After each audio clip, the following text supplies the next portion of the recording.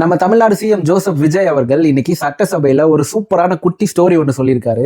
So அது யூகேவை பற்றி. Actually அந்த வீடியோ நான் இங்கே அப்லோட் பண்ணுறேன், கேளுங்க. செம்ம இன்ட்ரெஸ்டிங்காக இருக்கும். ஆக்சுவலி அது ஸ்டோரி கிடையாது, லைக் அது ஒரு உண்மை கதை தான். அது ஒரு வரலாறு. ஸோ யூகேவை பற்றியான ஒரு வரலாறு. ஸோ கேளுங்க, இன்ட்ரெஸ்டிங்காக இருக்கும்.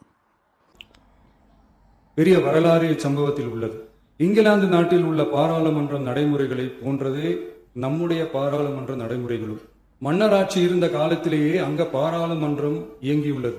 அக்காலத்தில் அனைத்து அதிகாரங்களையும் பெற்ற மன்னரும் இருந்தார், பாராளுமன்றமும் இயங்கியது. அங்கே மன்னர் ஒரு பணியை செய்ய வேண்டும் என்று விரும்புவார். பாராளுமன்றம் அவருடைய விருப்பத்தை பெரும்பாலும் நிராகரிக்கும்.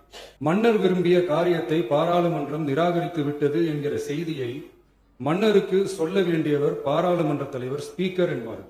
பாராளுமன்றத்தின் கருத்தை மன்னரிடம் சொல்ல வேண்டியவர் ஸ்பீக்கர். அதற்கு துணிவு வேண்டும். சில பணிகளை செய்வதற்கு தான் பாராளுமன்றத்தின் அனுமதி வேண்டுமே தவிர அந்த ராஜ்யத்தில் உள்ள எந்த பிரஜைக்கும் மரண தண்டனை விதிக்கும் அதிகாரம் மன்னருக்கு உண்டு.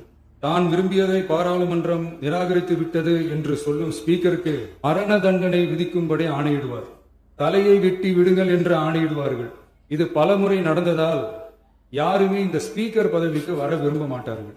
எனவே புதிதாக பாராளுமன்றம் அமையும் போது ஸ்பீக்கர் பதவிக்கு ஒருவர் அறிவிக்கப்பட்டவுடன் உடனே தலை தப்பித்தால் போதும் என்று ஓட்டம் பிடிப்பார்.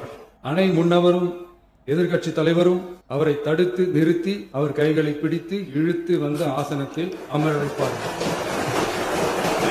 இதுதான் அந்த காலத்தில் இருந்து வந்த மரபு. ஜனநாயக முறை ஏற்பட்ட பிறகும் இம்மரபு தொடர்கிறது.